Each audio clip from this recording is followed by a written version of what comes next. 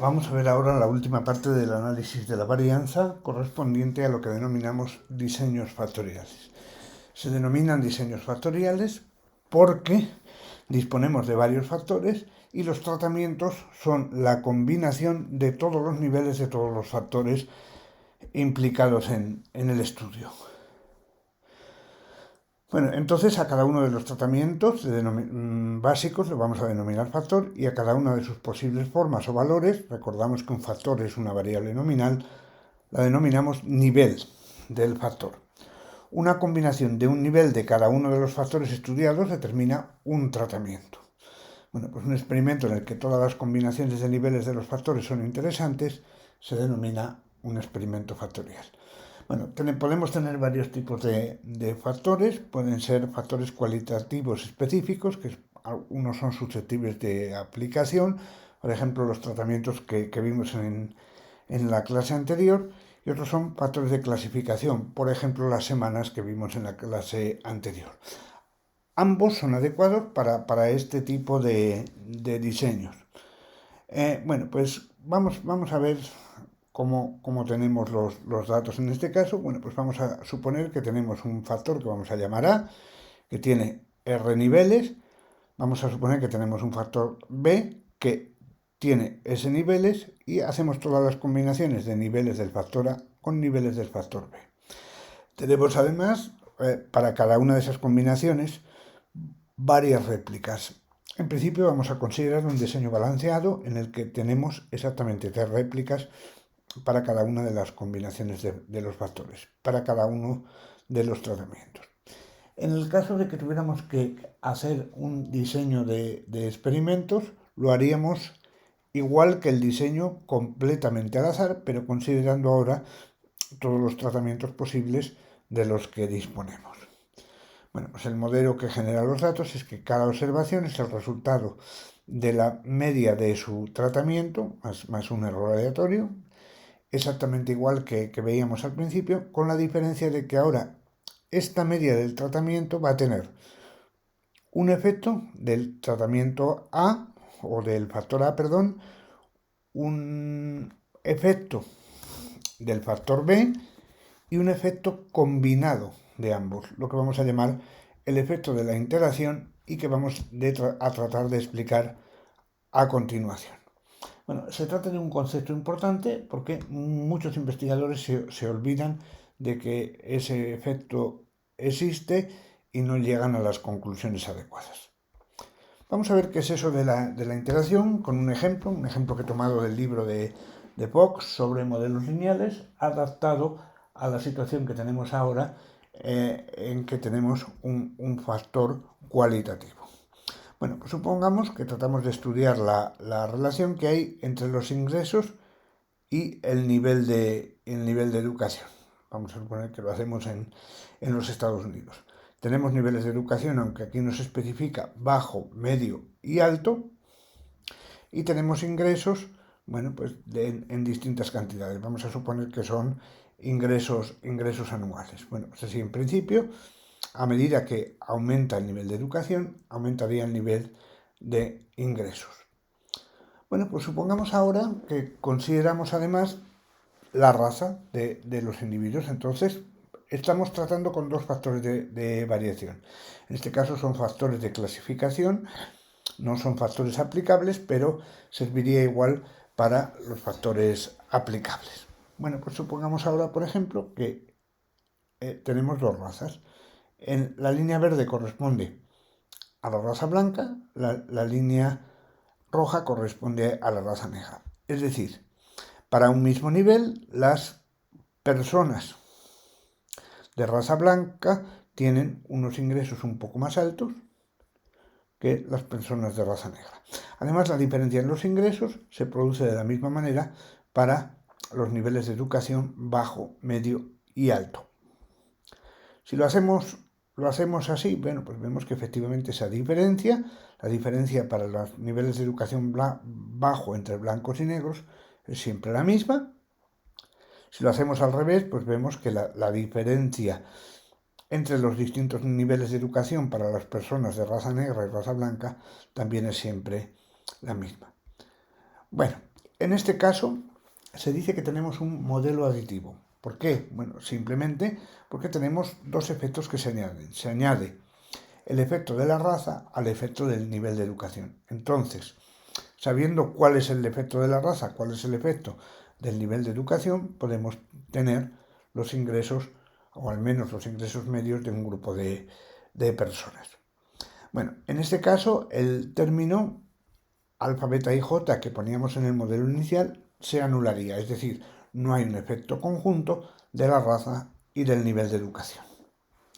Si, por el contrario, tuviéramos esta situación, veis que aquí pues aumenta más rápidamente el nivel de ingresos con el nivel de educación para las personas de raza blanca.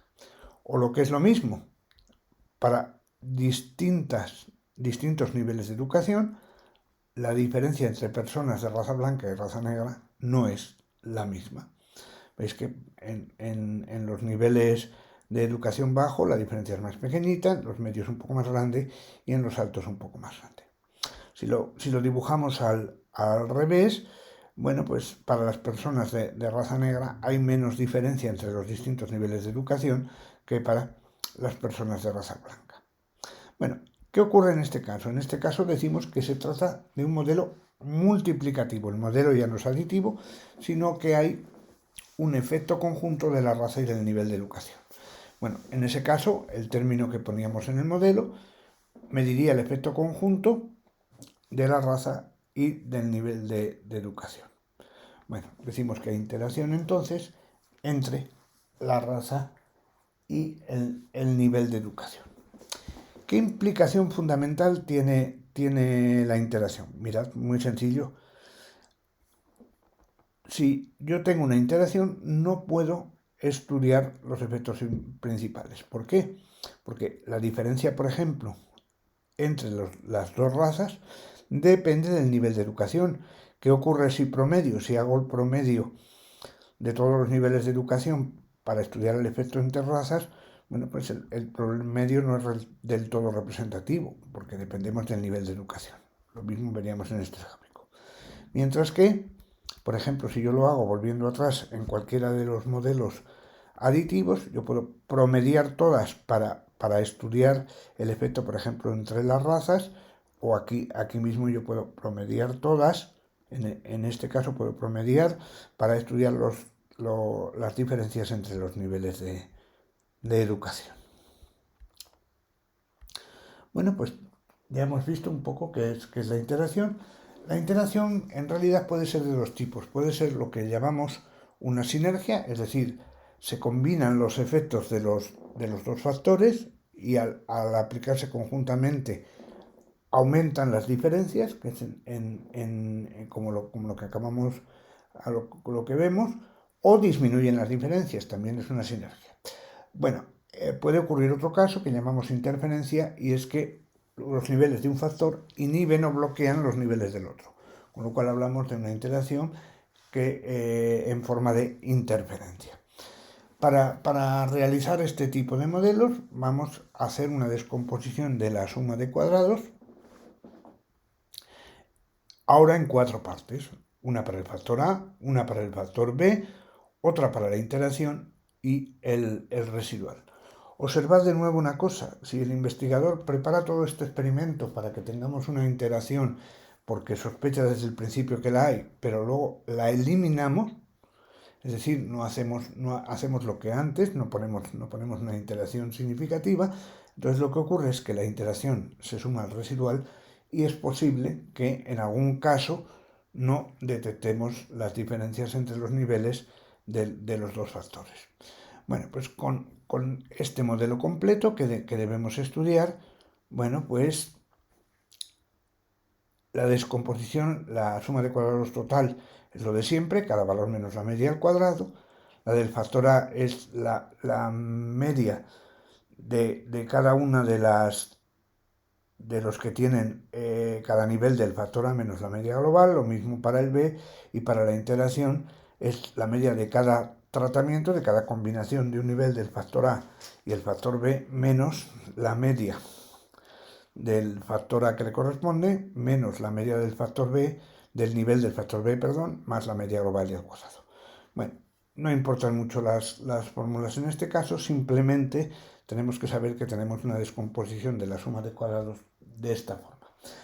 El no hacer la descomposición adecuadamente, ya sabemos que nos puede producir errores en la significación y errores en el experimento. Tenemos entonces una tabla de análisis de la varianza para 3 hipótesis. Que hay un efecto del factor A, que hay un efecto del factor B y que hay interacción. Bueno, obviamente la nula es no hay, la alternativa sí que hay los correspondientes efectos. La implicación importante a la hora de estudiar este tipo de análisis es que lo primero que hacemos es mirar si hay interacción. Si la interacción es significativa, bueno, pues entonces no podemos estudiar por separado el factor A y el factor B. Tenemos que estudiar la interacción. ¿Cómo estudiamos la interacción? Bueno, en realidad podría haber varias formas, pero en principio la forma más sencilla es simplemente haciendo un gráfico de interacción con algún tipo de barra de error para ver la magnitud de las diferencias, hacer un gráfico de interacción para ver dónde se producen esas diferencias entre los niveles de un factor dentro o para cada uno de los niveles del otro factor. Eso lo veremos con una práctica concreta. La práctica concreta va a tener exactamente estos datos y el próximo día en clase, bueno, pues probablemente veremos algún otro ejemplo diferente, también dentro del contexto del modelo lineal general que trabajaremos en las próximas clases.